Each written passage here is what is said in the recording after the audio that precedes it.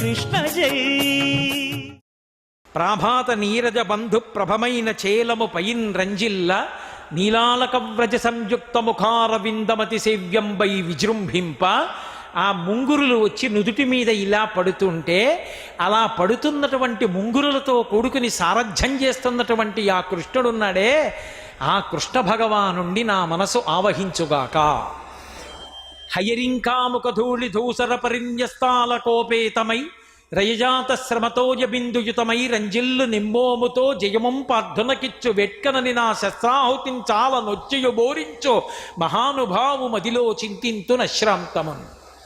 హయరింకాముఖధూళి ధూసర పరిన్యస్తాల కోపేతమై, ఆయన కర్మ మహామహులకి భూదేవి అంతటిది గోరూపాన్ని పొంది ప్రార్థన చేస్తే వాణి వినపడుతుంది తప్ప ఆయన యొక్క కాలి బొటన వేలి గోతి కాంతి కనపడదు. సూరులు తొల్లియే విభుని శోభిత పాదనక ప్రభావళించేరి భవంధకారముల చిక్కక ఉందురు వట్టి దేవునిన్ వైరము తోడనైన గెలువం నన్ను పంపి శుభంబు చేసి నిష్కారణమైన ప్రేమ ఇది కంసుని పోలు సఖుండు కల్గునే అంటాడు అక్రూరుడు.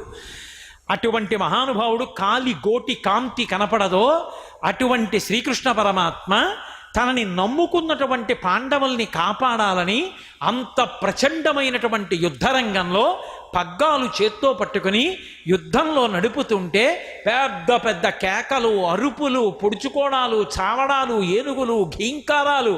ఇందులో వెనక కూర్చున్న అర్జునుడికి ముందు కూర్చున్నటువంటి కృష్ణుణ్ణి ఎప్పుడైనా కృష్ణ ఇటు కాదు రథం అటు అని చెప్పవలసి వచ్చిందనుకోండి, ఆయన కవ్వడి ఇలా పట్టుకుని ఉంటే ఎడం చేత్తో ఇలా కొట్టచ్చు, ఇటు అని భుజం మీద ఠప్ అని కొడితే వెనక్కి తిరిగి చూడవలసి రావచ్చు.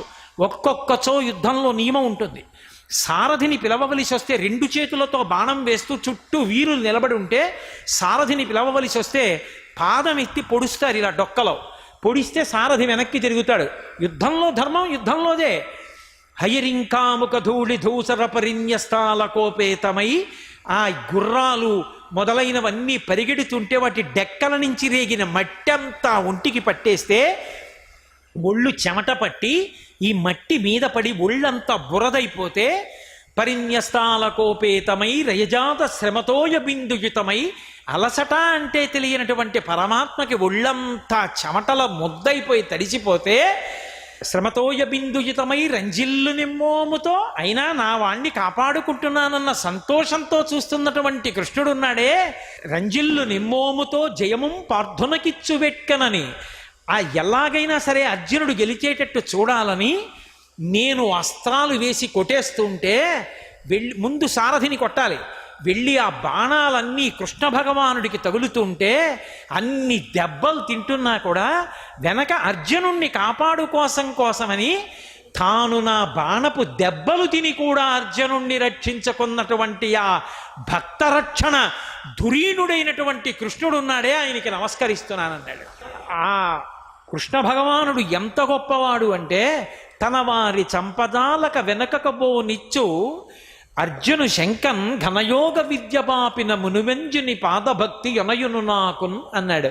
ఒకప్పుడు తీరా యుద్ధానికి వచ్చి ఎదురుగుండా ఉన్నటువంటి సైన్యాన్నంతటినీ చూసి అక్కర్లేని ధర్మాన్నో దాన్ని పట్టుకున్నాడు అర్జునుడు.